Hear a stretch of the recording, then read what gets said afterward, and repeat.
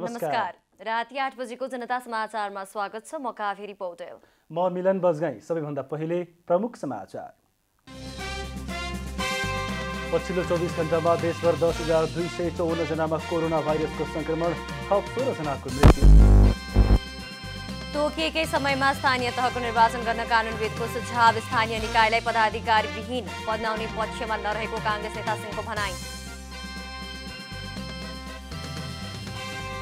सोलुखुम्बुको लिपु केके स्टेट हिमगङ्गा माध्यमिक विद्यालयको निर्माणाधीन भवन अलपत्र, आएको रकम फ्रिज हुँदा पहिलो तलामै सीमित। साउदी अरेबिया नेतृत्वको सैन्य गठबन्धनले यमनको जेलमा गरेको हवाई आक्रमणको राष्ट्रसङ्घद्वारा निन्दा, सैन्य गतिविधि रोक्न आग्रह। र एपीएफ क्लब आहारा गोल्ड कप फुटबल प्रतियोगिताको सेमिफाइनलमा प्रवेश, डीवाईएसपी 3-1 गोल अन्तरले पराजित।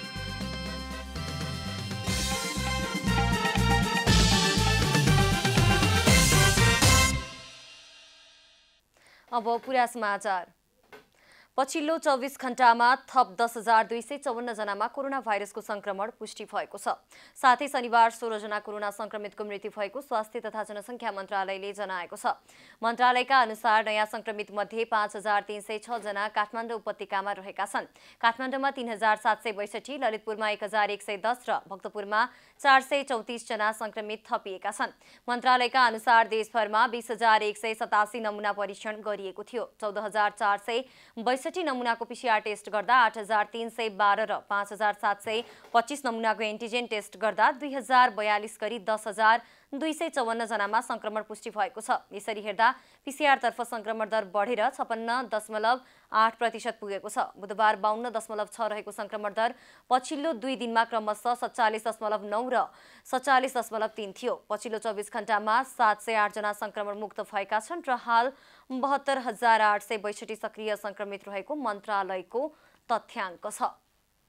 काठमाडौँ उपत्यकामा चल्ने सवारी साधनमा आजदेखि जोर बिजोर प्रणाली लागू भएको छ। उपत्यकामा आज जोर गते जोर नम्बर प्लेटका गाडी चलेका छन्। अत्यावश्यक कामका लागि सञ्चालन हुने र तोकिएका गाडीमा जोर बिजोर प्रणाली लागू नहुने यसअघि नै 3वटै जिल्ला प्रशासन कार्यालयले जनाइसकेको छ। काठमाडौँ, ललितपुर र भक्तपुर जिल्ला प्रशासन कार्यालयले विज्ञप्ति निकालेर औषधि एवं स्वास्थ्य सामग्री बोकेको गाडी, एम्बुलेन्स, दमकल, सबवाहन, ग्यास र पेट्रोलियम पदार्थ बोकेका सवारी साधनको हकमा भने जोर बिजोर प्रणाली लागू नहुने भएको छ।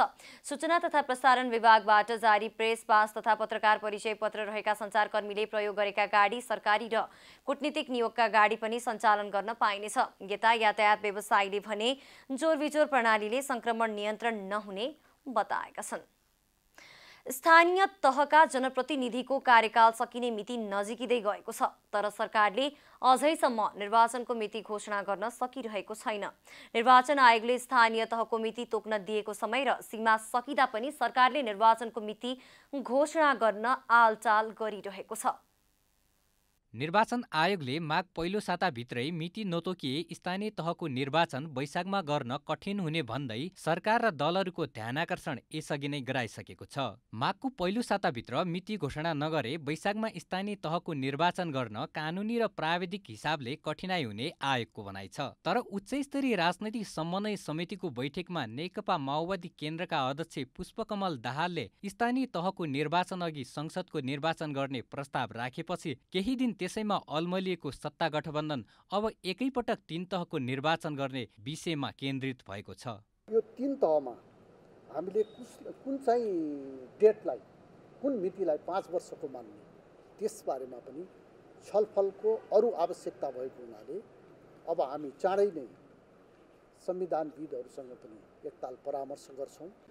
चुनावमा सकेसम्म कम खर्चमा सकेसम्म 3टा चुनाव एकैचोटि गर्न पाए हुन्थ्यो भन्ने ढङ्गले छलफल चलिरहेछ। कार्यदलभित्र छलफल चलिरहेछ। यो छलफल अझै पनि जारी छ। निर्वाचन आयोग, बुद्धिजीवीहरू, पत्रकार साथीहरू, त्यसपछि कानुनविदसँग सल्लाह लिएर यसको निष्कर्षमा एउटा टुङ्गोमा पुग्न बाँकी नै छ। स्थानीय निर्वाचनबारे संविधान र ऐनको व्यवस्था बाजिएको र 2074मा स्थानीय निर्वाचन 3 चरणमा भएकाले कुन मितिलाई 5 वर्षे कार्यकाल सुरु भएको मान्ने भन्नेमा पनि गठबन्धन अन्योलमा देखिएको छ। तर सरकारमाथि भने अबको 1 वर्षभित्रै 3 तहको निर्वाचन गर्नुपर्ने संवैधानिक बाध्यता छ। 1 वर्षभित्रै 3 तहको निर्वाचन गर्नुपर्ने दायित्व सरकारमाथि रहेको छ। निर्वाचनका पूर्व तयारीका कामहरू सम्पन्न गर्न म सम्बन्धित सबैसँग अनुरोध गर्दछु। स्थानीय तहका पदाधिकारीको म्याद सकिन 2 महिना अगाडि निर्वाचन गर्नुपर्ने स्थानीय निर्वाचन ऐनको व्यवस्था छ। तर संविधानले भने स्थानीय तहका पदाधिकारीको पदावधि सकिएको 6 महिनासम्म निर्वाचन गर्न सकिने भनेको छ। निर्वाचन आयोगले ऐनको व्यवस्था अनुसार सरकारलाई मिति घोषणा गर्न सिफारिस गरेको छ। तर सत्ता गठबन्धनले संविधान अनुसार स्थानीय तहको निर्वाचन हुनुपर्नेमा जोड दिँदै आएको छ। संसदमा प्रमुख प्रतिपक्ष एमालेको विरोध जारी रहेकोले अध्यादेशबाट ऐन संशोधन गर्न सकिने विषयमा समेत गठबन्धनमा आबद्ध दलहरूले आन्तरिक छलफल समेत गरिरहेका छन्। संविधानको मर्मअनुसार निर्वाचन भएको 5 वर्ष पुरा भएपछि चुनाव हुने गरी ऐन संशोधन गर्नुपर्ने वरिष्ठ अधिवक्ता समेत रहनुभएका संविधानविद डाक्टर चन्द्रकान्त ग्यावालीको तर्क छ। अब चाहिँ संसदले सरकारले चाहिँ एउटा चाहिँ संसदले अवरुद्ध हटाएर यो स्थानीय तहको निर्वाचन ऐन 2073 छ, त्यसलाई चाहिँ संशोधन गरेर कार्यकाल समाप्त भएको मितिले प्रत्येक चरणका निर्वाचन भएका छन् त्यसका कार्यकाल समाप्त भएको मितिले उहाँले देनदेर नै निर्वाचन गर्ने गरी एउटा चाहिँ त्यो संशोधन गरिदिनु पर्यो। तर राजनीतिक लाभानीका लागि गठबन्धनले कानुन संशोधन गर्नु संविधान विपरीत हुने अर्को थरी विश्लेषण समेत हुन थालेको छ। त्यसैले स्थानीय निकायलाई जनप्रतिनिधि विहीन हुन नदिन र सङ्घीय संसदलाई पूर्ण कार्यकाल चल्न दिन सरकार र राजनीतिक दलहरू गम्भीर बन्न आवश्यक छ। क्यामेरामा जयराज थपलियाका साथ महेश कठायत, काठमाडौँ।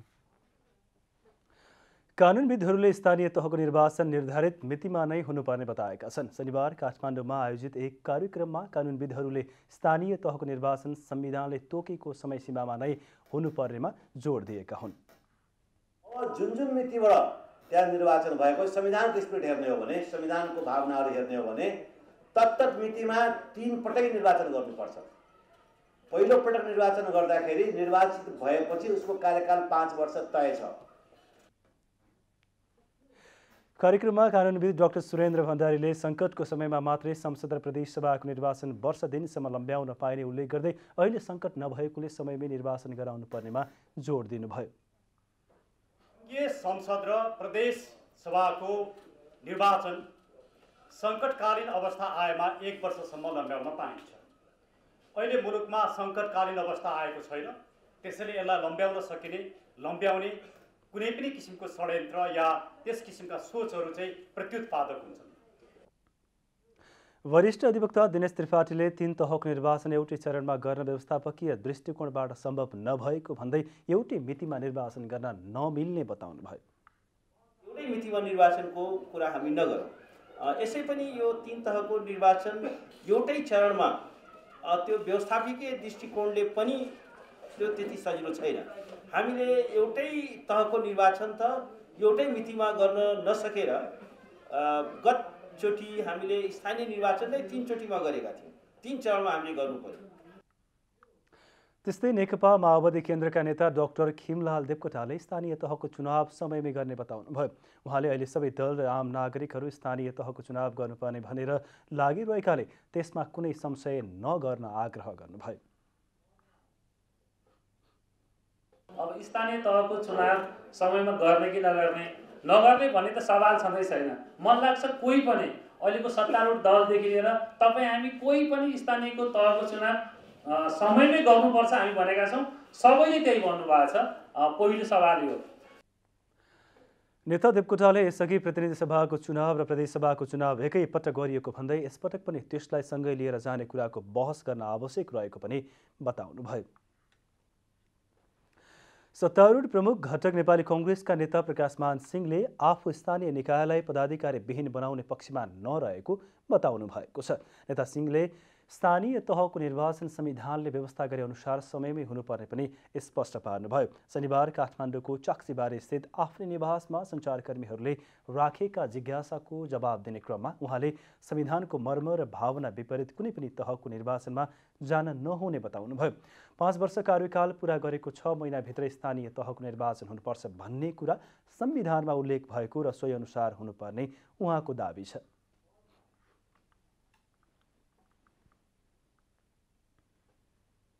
कार्यविधि त 5 वर्षको लागि हो हैन र चाहिँ कार्यविधि सकेको चाहिँ स्थानीय यो चाहिँ निर्वाचन ऐनले चाहिँ यो 2 महिना अगावै यो चाहिँ स्थानीय निर्वाचन भएको हुनुपर्छ भन्नेमा चाहिँ छ हैन र कन्स्टिट्युसनले चाहिँ संविधानले चाहिँ के भन्छ भन्दाखेरि कार्यकाल 5 वर्ष हो तर कार्यकाल सकेको 6 महिना भित्रमा गर्नुपर्छ भन्नेमा चाहिँ संविधानको कुरा छ। त्यस अवसरमा कांग्रेस नेता सिंहले डाक्टर मिता सिंहद्वारा लिखित पुस्तक स्ट्रगल अफ गणेशमान सिंहको विमोचन गर्दै पुस्तकमा गणेशमान सिंहले नेपालको प्रजातन्त्र स्थापनाका लागि गर्नुभएको योगदानको चर्चा गरिएको बताउनुभयो। उहाँले सो पुस्तक नेपालको प्रजातान्त्रिक आन्दोलनबारे जान्न चाहने जो कोहीलाई उपयोगी हुने विश्वास समेत व्यक्त गर्नुभयो। नेकपा माओवादी केन्द्रको पूर्व स्थायी कमिटी सदस्यहरूको बैठकले जनपरिचालनका कामहरूको जिम्मा पार्टी अध्यक्षलाई दिने निर्णय गरेको छ। शनिबार पार्टी कार्यालय पेरिस डाँडामा बसेको पूर्व स्थायी कमिटी सदस्यहरूको बैठकले कोरोनाको महामारी कम नभएसम्म जनपरिचालनका कामहरूको जिम्मा पार्टी अध्यक्षलाई दिने निर्णय गरेको हो। त्यस्तै बैठकमा बाँकी रहेका सङ्गठनात्मक कामहरू टुङ्ग्याउने जिम्मा पनि पार्टी अध्यक्ष दाहाललाई दिने निर्णय भएको नेता कृष्णबहादुर महराले बताउनुभयो। उहाँले बैठकमा एमसिसीको बारेमा पार्टीले बनाएको कार्यदलको सुझावपछि मात्रै परिमार्जनसहित अघि बढ्ने विषयमा छलफल भएको जानकारी दिनुभयो। कामहरू अगाडि बढाउने केही तलका सङ्गठनात्मक कामहरू बाँकी छन् भने टुङ्गाउने तल प्रदेश जिल्लाहरूले त्यसपछि केही कामहरू खास गरेर जनपरिचालन कामहरूमा गर्ने निर्देशन दिने अध्यक्ष कमिटीले दिने भन्ने निर्णय गरियो। पहिलो यो नेता महराले बैठकमा 3वटै तहको चुनाव सकेसम्म कम खर्चमा एकै पटक कसरी गर्न सकिन्छ भन्ने विषयमा छलफल भएको र अब निर्वाचन आयोग पत्रकार बुद्धिजीवीहरूको कानुनविदहरूसँग छलफल गरेर निष्कर्षमा पुग्ने बताउनुभयो। बैठकमा नेकपा एमाले संसदमा जारी राखेको गतिरोधका विषयमा पनि छलफल गरिएको थियो। भ्रष्टाचार विरोधी अभियन्ता एवं राजनीतिक विश्लेषक फरद जंगमले भ्रष्टाचार एक लुटको आतंक भएको बताउनु भएको छ। जनता टेलिभिजनको कार्यक्रम विशेष समयमा कुरा गर्दै अभियन्ता जंगमले भ्रष्टाचारलाई लुटको आतंक भएको बताउनु भएको हो। अभियन्ता जंगमले राज्यमा बस्ने अधिकांश मानिसहरू भ्रष्ट र खराब नियतका भएकाले उनीहरू राष्ट्र बेच्न तयार भएको तर भ्रष्टाचार नियन्त्रण गर्न तयार नभएको आरोप लगाउनुभयो। पञ्चायत टाइममा घुस र भ्रष्टाचार अलिअलि थियो। 47 सालपछि तपाईको ठाडो भ्रष्टाचार भयो। 62-63 सालदेखि लुट सुरु भयो।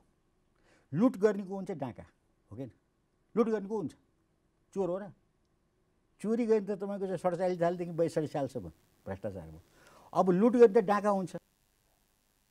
अभियन्ता जंगमले सार्वजनिक सम्पत्ति लुटिरहेको अवस्थामा सरकारले हेरेर मात्र बस्न नहुने बताउनुभयो। अहिले चाहिँ तपाईको राज्यप्रति यिनीहरूले डकैती गरिरहेका छन्। यी डाका हुन्, यी भ्रष्टाचारी मात्र होइनन्, यी लुट गरिरहेका छन्। त भने अब राज्यको काम के हो त?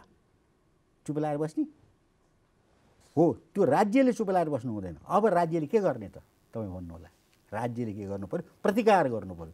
अभियन्ता जंगमसँगको कुराकानी आज राति 8:45 मा जनता टेलिभिजनमा हेर्न र सुन्न सक्नुहुनेछ। पूर्व प्रधान न्यायाधीश मोहन प्रसाद शर्माको निधनको शोकमा देशभरका न्यायालयहरू आइतबार बन्द हुने भएका छन्। पूर्व प्रधान न्यायाधीश शर्माको गत बुधबार दिउँसो निधन भएको थियो। मुलुक बाहिर रहेका परिवारका सदस्यहरू आएपछि उनको शनिबार अन्त्येष्टि गरिएको हो। शनिबार नै सर्वोच्च अदालतको आकस्मिक पूर्ण बैठकले शोक प्रस्ताव पारित गरी आइतबार देशभरका अदालतमा विदा गर्ने निर्णय गरेको हो। काठमाडौँको कमलपोखरीमा 1991 साल पुस 1 गते जन्मेका पूर्व प्रधान न्यायाधीश शर्मा 2016 सालदेखि सरकारी सेवामा प्रवेश गरेका थिए। उनी 2054 साल चैत्र 30 देखि 2056 मङ्सिर 30 गतेसम्म प्रधान न्यायाधीश थिए। शर्माको निधनबाट सच्चा राष्ट्रप्रेमी र न्यायिक व्यक्तित्वलाई गुमाएको सर्वोच्च अदालतले बताएको छ। सोलुखुम्बुको लिखुपिके गाउँपालिकाको वडा नम्बर 3 मा रहेको हिमगङ्गा माध्यमिक विद्यालयमा निर्माणाधीन भवन लामो समय हुँदा पनि अल्पत्र अवस्थामा रहेको छ। भवन समयमै निर्माण नहुँदा विद्यार्थी पुरानै भवनमा अध्ययन गर्न बाध्य भएका छन्। हालसम्म विद्यालयको जग मात्र उठेर पहिलो तल्ला बनेको देखिन्छ तर दोस्रो तल्ला बन्नुपर्नेमा बीचैमा अल्पत्र परेको छ। जिल्ला शिक्षा समन्वय इकाइबाट 24 लाख आएको र पहिलो तल्लाको निर्माण मात्र गर्न सकिएको छ। दोस्रो किस्ता आउने क्रममा 18 लाख पालिकाको खातामा आएको र त्यसमध्येमा पनि विद्यालयले 5,13,000 मात्र खर्च गर्न पाएकाले निर्माणमा ढिलाइ भएको विद्यालय प्रशासनले जनाएको छ। आर्थिक वर्षको अन्तिम वर्ष भएको कारण 12,87,000 फ्रिज भई पहिलो तलामै सीमित भएको विद्यालयले बताएको छ।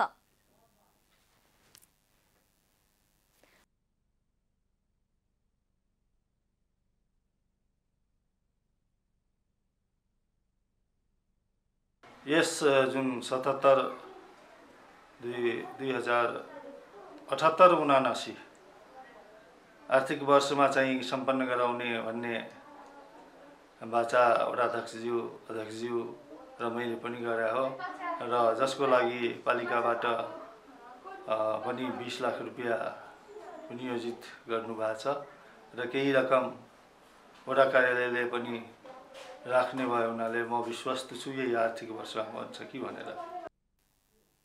यता लिखुपिके गाउँपालिका वडा नम्बर 3 ले चालु आर्थिक वर्षको अन्तिमसम्ममा भवन निर्माण हुने बताएको छ। गाउँपालिकाले हालेको पैसा चाहिँ आन्तरिक कोष भन्न हालेको छ, त्यो कारणले गर्दा पैसा नआउने हो कि भन्ने एउटा वडालाई चाहिँ त्यो शङ्का। तर बनाउन चाहिँ हामी गाउँपालिका पनि सक्रिय नै रहेको र वडाले पनि सक्रिय प्रयासै गरिरहेको छ, बन्छ होला जस्तो लाग्छ मलाई। गाउँपालिकामा जम्मा 22 वटा विद्यालय मध्ये हिमगङ्गा विद्यालयमा मात्र कक्षा 12 सम्म अध्ययन हुने गरेको छ। लुम्बिनी विकास कोषको 2 करोड लगानीमा ऐतिहासिक एवं प्राचीन क्रकु छन्द बुद्धको जन्मस्थल गोटीहवा आसपासको क्षेत्र संरक्षण हुने भएको छ। लामो समयसम्म अतिक्रमणको चपेटामा परेको गोटीहवा स्थित अशोक स्तम्भ आसपासको झण्डै 3 विद्या क्षेत्रलाई संरक्षण गर्न लागि हो। क्रकु छन्द बुद्धको जन्मस्थलको प्रमाण स्वरूप ऐतिहासिक पुरातात्विक महत्त्व बोकेको अशोक स्तम्भ रहेको कपिलवस्तु स्थित गोटीहवा आसपासको झण्डै 3 बिघा क्षेत्रफललाई संरक्षण गर्न लागि छ। विगतमा यस क्षेत्रमा उत्खनन गरिएका अवशेषबाट ईसापूर्व 8औं शताब्दीदेखिका मानव बसोबासका प्रमाण भेटिएकाले समेत यसको महत्त्व रहेको संरक्षण हुनुपर्ने स्थानीय बताउँछन्। छन्द बुद्ध जन्मेको ठाउँ हो, धेरै महत्त्वपूर्ण ठाउँ छ।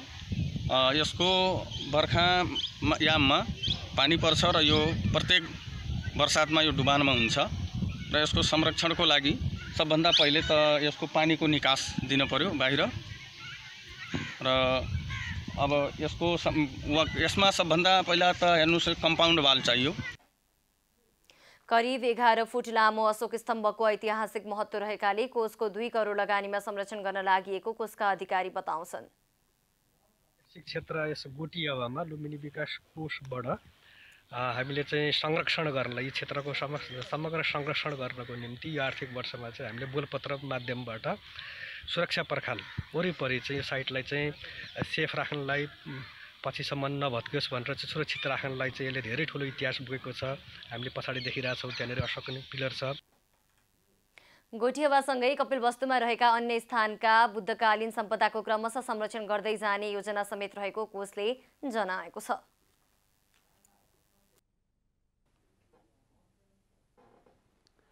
इलामको सन्दकपुर गाउँपालिका 5 मा रेड पाण्डा वासस्थान क्षेत्रमा व्यक्तिको नाममा दर्ता रहेको जमिन किनेर रेड पाण्डाको आहारा हुने बिरुवा रोप्न थालिएको छ।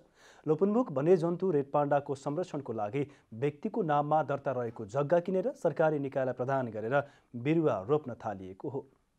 रेड पाण्डाको संरक्षणमा क्रियाशील रेड पाण्डा नेटवर्कको साझेदारी र उच्च पहाडी संरक्षण संस्था मार्फत व्यक्तिको नाममा दर्ता रहेको जग्गा किनेर बिरुवा रोप्न थालिएको छ। इलामको सन्दकपुर गाउँपालिका 5 को जौबारी, कोप्ची तथा मुर्चुल डाँडा क्षेत्रमा व्यक्तिको नाममा रहेको जग्गा खरिद गरेर सरकारलाई प्रदान गरेपछि बिरुवा रोप्न थालिएको हो। रेड पाण्डाको वासस्थान आसपासमा भएको रेड पाण्डा पाइने सामुदायिक वनको बीचमा भएको व्यक्तिको जग्गा र रेड पाण्डा आउजाउ गर्ने करिडोर क्षेत्रमा भएको जग्गा किनेर सरकारको नाममा पास गरिदिएपछि बिरुवा रोप्न थालिएको हो। उक्त जग्गामा टेन्डा, बान्टे, मालिङ्गो, निगालो, गुराँस, गोब्रे लगायतका बिरुवा रोप्न थालिएको छ। रेड पाण्डा नेटवर्क भन्ने संस्थाले चाहिँ व्यक्तिकै जमिन लगभग 200 देखि 300 हाराहारीमा चाहिँ जग्गा किनेर नेपाल सरकार अन्तर्गतै त्यो जग्गालाई राखेर चाहिँ यो क्षेत्रभरि चाहिँ यो विशेष गरेर रेड पाण्डाको चाहिँ क्षेत्र भएको कारणले गर्दाखेरि यसमा चाहिँ विभिन्न किसिमको रेड पाण्डालाई सुहाउँदो खालको बोट बिरुवा रोपेर अनि यो रेड पान्डालाई चाहिँ संरक्षण गर्नको लागि चाहिँ अहिले यो रेड पान्डा नेटवर्कले चाहिँ यो प्रोजेक्ट कार्यक्रम सञ्चालन गरिरहेको छ। व्यक्तिबाट खरिद गरिएको जग्गामा रेड पान्डा नेटवर्क र उच्च पहाडी संरक्षण संस्थाको साझेदारीमा वृक्षारोपणको काम थालिएको हो। त्यस जग्गामा रेड पान्डाले रुचाउने प्रजातिका बिरुवाहरू लगाउन थालिएको छ। उक्त जग्गामा तारबार गरेर संरक्षण थालेपछि खाली रहेको जमिनमा मालिङ्गो लगायतका बिरुवा हुर्किन थालेको र रेड पान्डा कोरिडोर क्षेत्रमा अझै पनि व्यक्तिको नाममा खाली जग्गा रहेको र ती जग्गा समेत खरिद गर्नुपर्ने आवश्यकता रहेको स्थानीयको भनाइ छ। नेपालको चाहिँ सीमा जोडिएको ठाउँमा चाहिँ हामीले रेड पान्डा लगायत वन्यजन्तुको संरक्षणमा विभिन्न कार्यक्रम गरिरहेका छौँ। त्यो कार्यक्रमभित्र चाहिँ वनलाई चाहिँ व्यवस्थित गर्ने र चाहिँ वृक्षारोपण गर्ने र चाहिँ बीचमा चाहिँ खुल्ला तथा नागी चौरहरू भएको व्यक्तिको जमिनलाई चाहिँ किनेर नेपाल सरकारले हस्तान्तरण गरेर सामुदायिक वन बनाएर पुनरोपण गर्ने हाम्रो कार्यक्रम छ। व्यक्तिबाट खरिद गरिएको जग्गालाई संरक्षण गरेर रेड पान्डा बस्न योग्य भएपछि संरक्षणको लागि समुदायलाई नै हस्तान्तरण गरिनेछ। अहिले त्यसको संरक्षण नेटवर्कले गर्नेछ।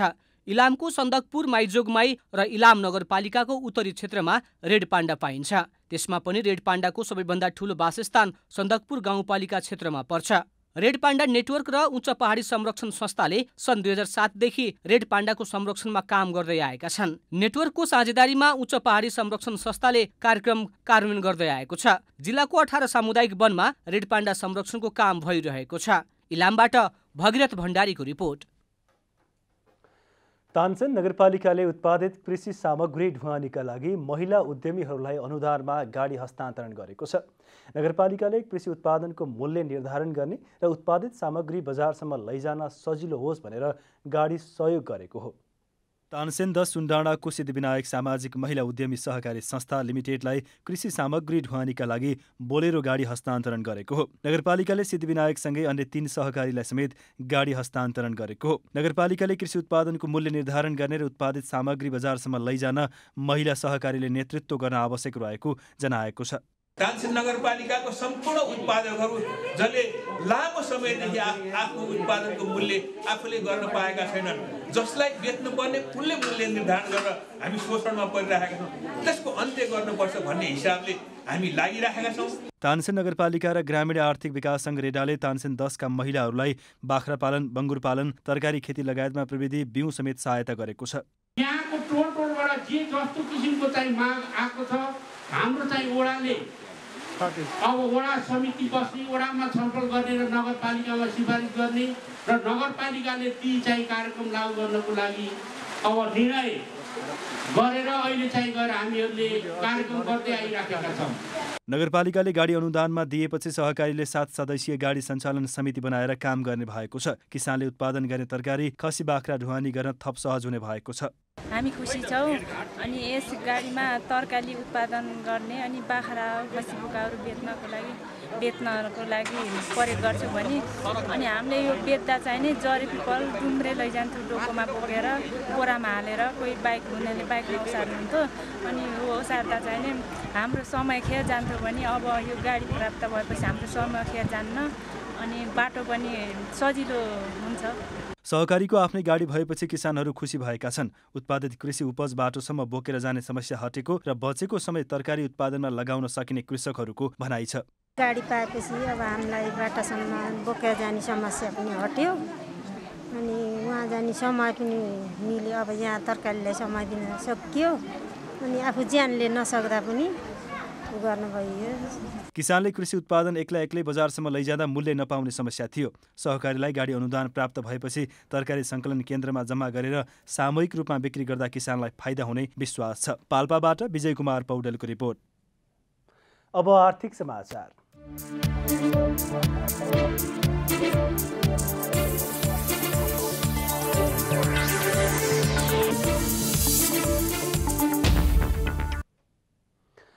पछिल्लो एक सातामा शेयर बजार मापक नेप्से परिसूचक 73.59 अङ्कले वृद्धि भएको छ।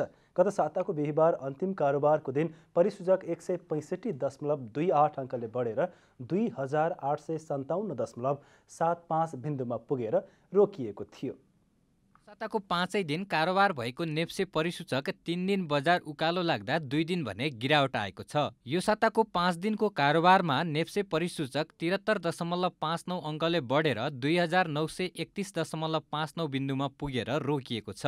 अघिल्लो साता 165.28 अङ्कले बढेको नेप्से परिसूचक यो साता 73.59 अङ्कले बढेको हो। गत साता भन्दा पछिल्लो साता नेप्से परिसूचक गिरावट आएको छ। साताको पहिलो दिन शेयर बजार मापक नेप्से 69 अङ्कले बढेर 2926.74 बिन्दुमा पुगेको थियो। आइतबार कारोबारमा आएका 229 कम्पनीको 1,82,54,000 किता सेयर 9,67,63,17,000 रुपियाँ बराबरको कारोबार भएको थियो। त्यस्तै साताको दोस्रो कारोबारको दिन सोमबार नेप्से परिसूचक 20.64 अङ्कले बढेर 2947.38 बिन्दुमा पुगेको थियो। पछिल्लो 2 सातादेखि लगातार उकालो लाग्दै आएको नेप्से परिसूचक मङ्गलबार भने गिरावट आएको थियो। मङ्गलबार 10.78 अङ्कले घटेर 2936.66 बिन्दुमा झरेको थियो। त्यस्तै नेप्से परिसूचक बुधबार पनि गिरावट आएको थियो। साताको अन्तिम कारोबारको दिन बिहिबार शेयर बजार मापक नेप्से परिसूचकमा वृद्धि भएको छ। बुधबार 38 अङ्कले गिरावट आएको नेप्से परिसूचकमा बिहिबार 33 अङ्कले उकालो लागेको हो। साताको अन्तिम कारोबारको दिन नेप्से परिसूचक 33.03 अङ्कले बढेर 2931.34 बिन्दुमा पुगेको छ। पछिल्लो एक सातामा नेप्से परिसूचकसँगै लगानीकर्ताको सम्पत्तिमा पनि वृद्धि भएको छ। गत साता 2 खर्ब 6 अर्ब 78 करोड रुपियाँ बढेको लगानीकर्ताको सम्पत्ति यो साता 1 खर्ब 5 अर्ब 41 करोड रुपियाँले बढेको छ। गत बिहिबार शेयर बजारमा रहेको लगानीकर्ताको सम्पत्ति मापक बजार पुँजीकरण कुल 40 खर्ब 37 अर्ब 12 करोड रुपियाँ रहेको थियो। यो साता 1 खर्ब 5 अर्ब 41 करोड रुपियाँ सम्पत्ति बढेर 41 खर्ब 42 अर्ब 53 करोड रुपियाँ कायम भएको छ। यात्रुहरूको सुरक्षा र आवश्यकतालाई ध्यानमा राख्दै सहज र सुपथ मूल्यमा ट्याक्सी सेवा ई-क्याब नेपालले ई-क्याब सेवा सुरु गरेको छ। यो नेपालकै पहिलो QR कोड सहितको एप हो। यसमा सेवाग्राहीले डिजिटल पेमेन्ट वा नगदे भुक्तान गरेर सेवाको उपभोग गर्न सक्ने व्यवस्था रहेको छ।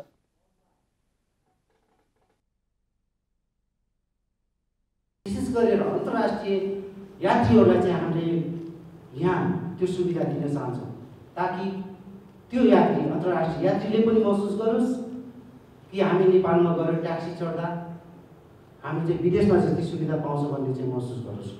हामी त्यो एउटा महसुस देखाएर हामी पर्यटनलाई बढाउन चाहन्छौँ। यो एप नेपालका अन्य राइड सेयरिङ एप भन्दा फरक रहेको कम्पनीको भनाइ छ। यात्राका लागि शुल्क पारदर्शी हुने, इन्टरनेट बिना पनि बुकिङ गर्न सकिने साथै विदेशबाट आउने यात्रुका लागि समेत उपयुक्त रहेको कम्पनीको दाबी छ। अब खेलकुद समाचार।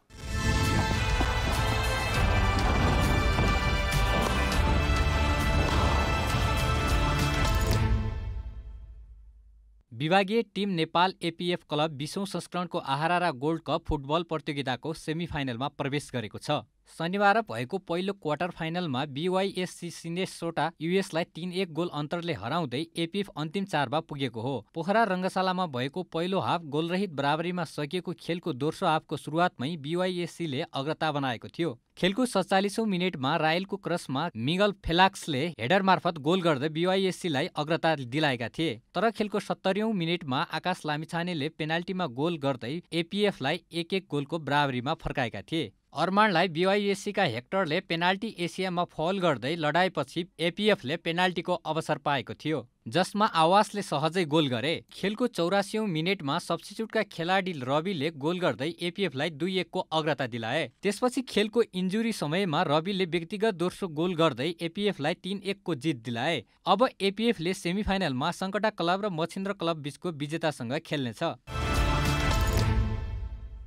इन्डियन प्रिमियर लिग आइपिएल टी20 क्रिकेटको अक्सनका लागि नेपालका 15 खेलाडीले नाम दर्ता गराएका छन्। आइपिएलले शनिबार सार्वजनिक गरेको अक्सनमा सहभागी खेलाडीको सूचीमा नेपालका 15 खेलाडीले दर्ता गरेको जनाएको छ। नेपालका कप्तान तथा लेग स्पिनर सन्दीप लामिछानेले मात्र आइपिएल खेलेका छन्। नयाँ सिजनको आइपिएलका लागि अक्सनमा कुल 1214 खेलाडी सामेल हुनेछन्, जसमा 896 भारतका र 318 खेलाडी विदेशी रहेका छन्। एसोसिएट राष्ट्रबाट कुल 41 खेलाडीले नाम दर्ता गराउँदा नेपालबाट 15 खेलाडीले दर्ता गरेको हो। नेपालपछि अमेरिकाका 14 खेलाडीले नाम दर्ता गरेका छन्। यस्तै भुटानबाट 1 खेलाडीले नाम दर्ता गरेका छन्। अक्सन फेब्रुअरी 12 र 13 मा बेंगलोरमा हुनेछ।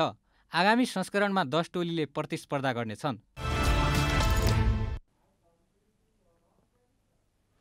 अब मौसम समाचार।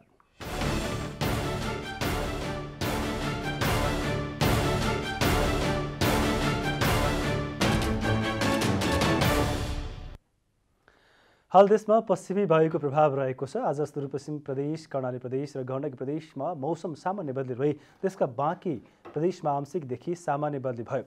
सुदूरपश्चिम कर्णाली र लुम्बिनी प्रदेशका थोरै स्थानहरूका साथै गण्डकी बागमती प्रदेश 1 का 1-2 स्थानमा हल्का वर्षासँगै देशका उच्च पहाडी तथा हिमाली भूभागका केही स्थानमा हल्का हिमपात भएको छ। आज राति पनि मौसम आंशिकदेखि सामान्यतया बदली रहनेछ। कर्णाली र सुदूरपश्चिम प्रदेशका थोरै स्थानहरूमा हल्का वर्षाको सम्भावना साथै देशका उच्च पहाडी तथा हिमाली भूभागका केही स्थानमा हल्का हिमपातको सम्भावना रहेको जल तथा मौसम पूर्वानुमान महाशाखाले जनाएको छ। अब देशभरका विभिन्न स्थानका मौसम सम्बन्धी थप विवरण।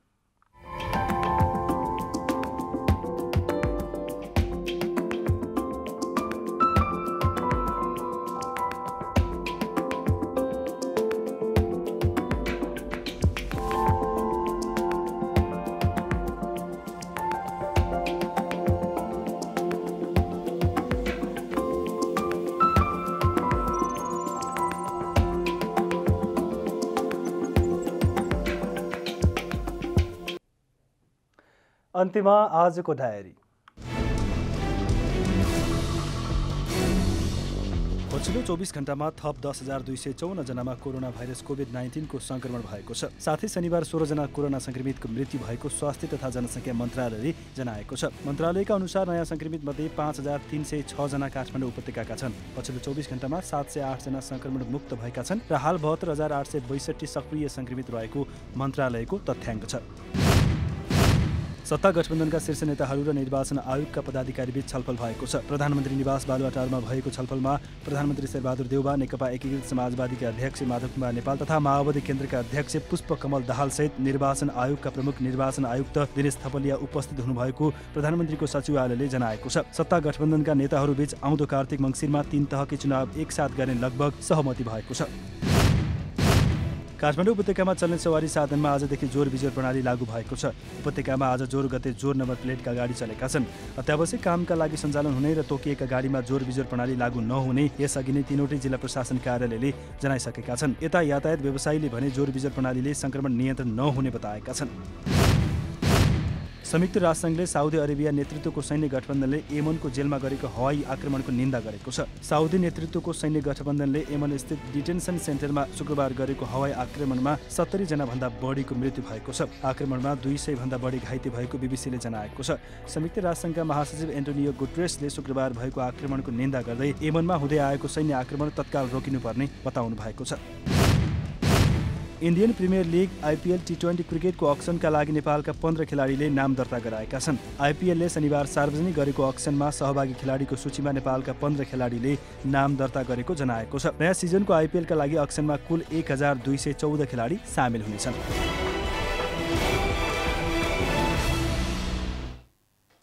जनता समाचार अहिलेलाई यति नै। जनताद्वारा जनताका लागि प्रसारित जनता टेलिभिजन हेरिरहनुहोस्। नमस्कार।